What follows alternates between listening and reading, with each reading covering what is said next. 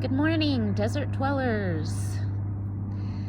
It is 6:30 in the morning, Phoenix, Arizona, Rain Dance Ranch. So, I've tried succulents, like the San Diego succulents, like echeverias, the purple echeverias, which I love dearly, but have never gotten them to grow. They just sort of fizzle out after a very short time. And Aeonium kiwis, I would just love to have a bowl of Aeonium kiwis, but alas, I have been unsuccessful. However, it is the fall. It's we're getting toward the end of September.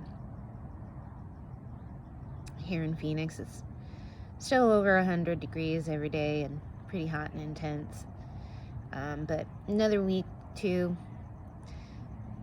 succulents should be fine for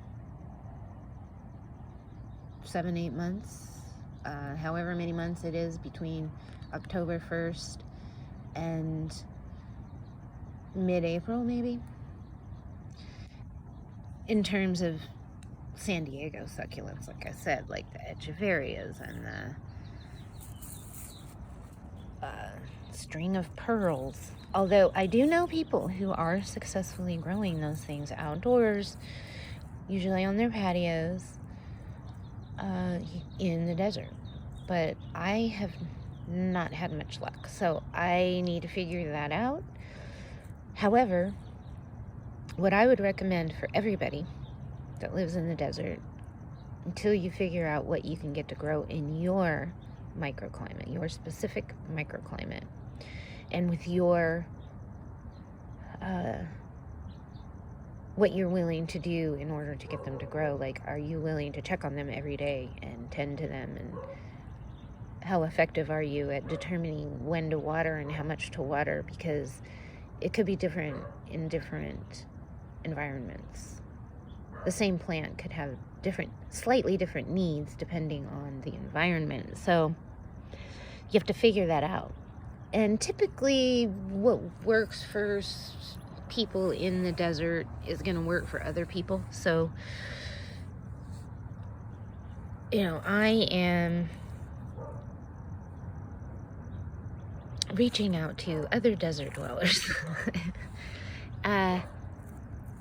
And anyway, so I had some kind of kiwi aeonium or something here. I don't know what I had over here, where this little round guy is, and I'm not sure what that guy is. He was a little freebie. I ordered some cactus, and the people I ordered it from gave me this little guy for free, and look at how cute he is. I think it might be a mammillaria, but which one I am not sure. They didn't say. But I've had, I put this is a Gasteria, and I used to think it was a Haworthia, and then I learned that there's something called Gasteria that is not a Haworthia. These guys grow amazeballs. This is all that is left. I spent probably like $80 on succulents, like San Diego style succulents. Maybe 60, maybe not quite 80. Well, I probably did actually, because I bought others. But last year at Fry's here in Phoenix, they had these little containers filled with kiwi aeoniums and the purple echeverias and other awesome succulents. Killed half of them right away.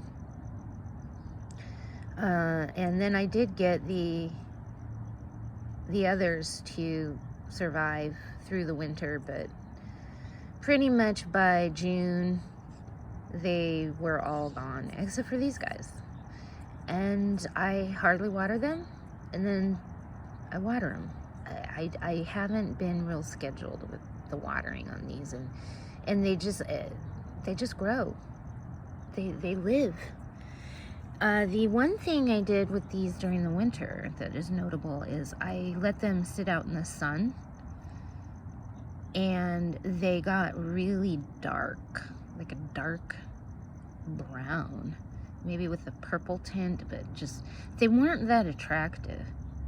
So I would minimize the sun, the direct sun that these get, but they do phenomenal on a patio setting where there's a cover, and they don't stretch. Like, that's another thing that another problem that I have, is that plants will start stretching toward the sun and then they look all funky. And I do kind of move them around, like this one right here. You know, if it's sitting on the table, I might move it this way so it just gets more sun, but I don't do it scheduled. So these are Gasterias. They're similar to Haworthias. You might want to look into trying out some Gasterias and Haworthias here in Phoenix for your succulent containers. And then you could fill in like these spots with some kiwi aeonium, and those might do good all winter. Then you could snip them and then propagate them indoors for the summer and keep them growing in the summer. And to tell you the truth, I would highly recommend getting lights, but you want to keep them by a window, at least a bright window. A south facing, east facing window would probably be good. I mean, if you got a west facing window, try that. But then you need to turn them, like weekends and Wednesdays is how I do it, let's just say. So on weekends and Wednesdays, I water, fertilize, just do my plant tending to. Not to say that I don't stop and take care of plants on other days, because sometimes you do want to check on your plants often. And so if it's not a weekend or Wednesday and you see a plant that needs something done, then you can do that. But I have a schedule of weekends and Wednesdays. Right now, most of my plants, well, and then I do have some plants that need watering every day. So, and those are outside. And my seedlings. But weekends and Wednesdays would be a good time to do those things that don't need to be done every day, but maybe need to be done once a week or twice a week, like turning your plants on a patio. Again, these aren't as sensitive to that, but you can see over here on this I had under the patio because I just planted these and it's still hot. The sun is very intense, and I had used bat guano in here, and I didn't know if it would attract animals, because when I used blood meal, that brought in a lot of animals. I was really surprised. And the bat guano smells like blood meal, like it smells like fish. It has like a fishy smell. Unlike worm castings, they don't really have a smell, and I don't think animals are attracted to worm castings, but animals like the smell of animal products, right? And I don't know why the bat guano smells like, it smells like fish emulsion or something. And like same thing with blood meal, it has this smell to it that attracts animals. But and again, I don't know if it's the season or they just, no animals are around right now. But I did leave another one out to see if animals would get into it, and so far so good. But the other reason I had it on the patio was to protect it from the sun, from the intense sun. These are hardening off basically. So this morning will be their first day in actual full sun till about 9:30. But you can see from like 3 days on the patio, these right here, these are already hardened off. They're zinnias. And then I added these. These have been growing for a couple weeks, direct sown. And so these are fine, but when I put it on the patio, it leaned. I don't know if you can really see it. I mean, you've probably seen it. But plants will lean toward the sun. There, you can kind of see it better. I love how this little leaf just goes zoop, but it's leaning this way because everything is kind of leaning this way because I had it for 2 or 3 days in the same orientation. So you don't, well, that's typically something you don't really want.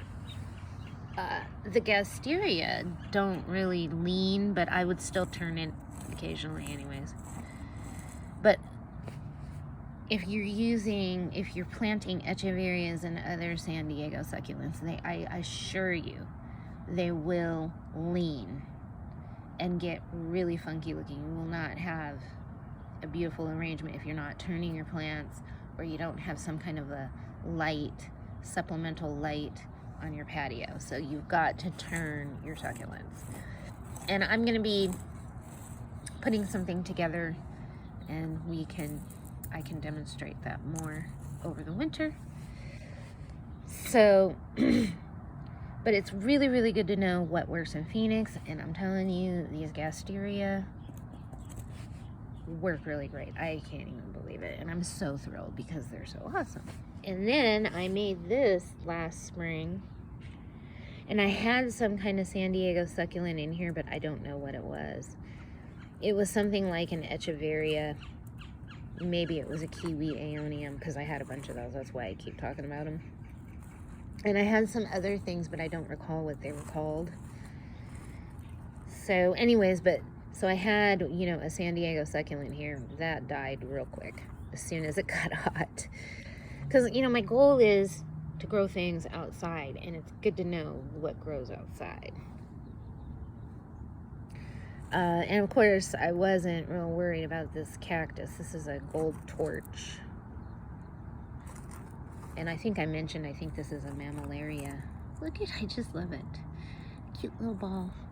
I mean, look at how beautiful. I love these gold torch cactus. They look great in the landscape too. So this guy is gonna be good to go. I'm not worried about this thing. So this is would make a really nice summertime arrangement. An arrangement with these plants in them and things like this would be really great on a patio, covered porch area in the summertime. And if you added, let's go back over here. Hello, flowers. Okay. These, I call them string of spears. Let's get another look at them this way. These are newly planted.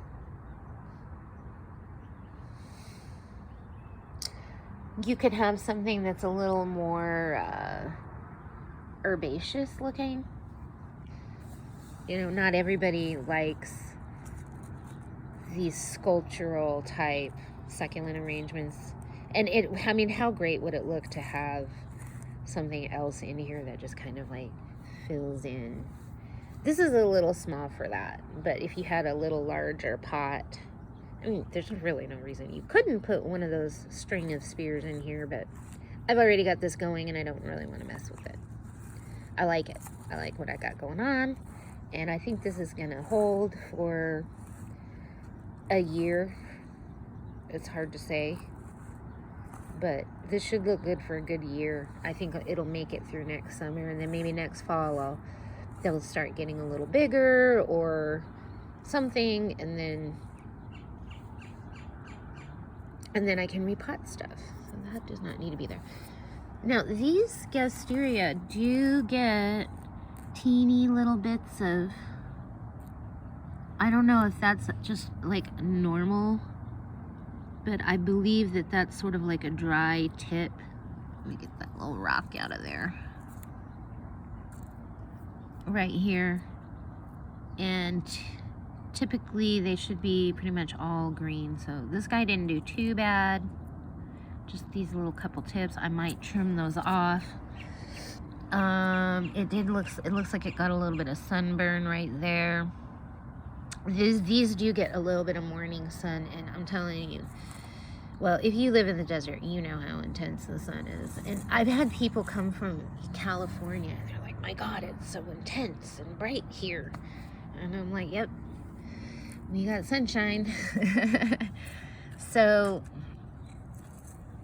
here's a pot where you can really see how this got dry. And I believe this is probably from underwatering. But look at how amazing these have done in the summer in Phoenix without watering. So I'll probably be trimming these off, doing something just to make these look a little nicer when I go in. I think I'm going to try to do some kind of San Diego succulents stuck in between here, and I'm really hoping for kiwi aeonium or purple echeveria, but we'll see what I put in here. Depends on what I can find. And then I'll probably be trimming these up. And the idea is I don't want to have to put any kind of dressing in here. I do want to leave a little opening here so it'll be easier to water without getting the plants wet. And I could probably try the underwatering again with these once I put those aeonium kiwis or whatever I put in here. So then we'll grow this over the winter and see how those San Diego succulents do in the winter, and then they'll either be grown out or I'll just snip them off and put them under lights in the house all summer long. See, like when you live in Michigan or Wisconsin or New Jersey or anywhere where it snows, typically you would overwinter plants. Keep them in the garage or the basement, wherever. Just have them protected, and then you bring them back out in the summertime or the spring. Here in Arizona, we have to over-summer things. But then we still need to be aware of the frost. So it's a little tricky, but it's totally doable. The frost here is totally doable. It's really not that hard to deal with that, but you do need to be aware of the frost. So looking forward to some succulent experimentation over the winter, and let's see what I can make happen. Thanks for stopping by the Rain Dance Ranch, and when it rains, go out and dance.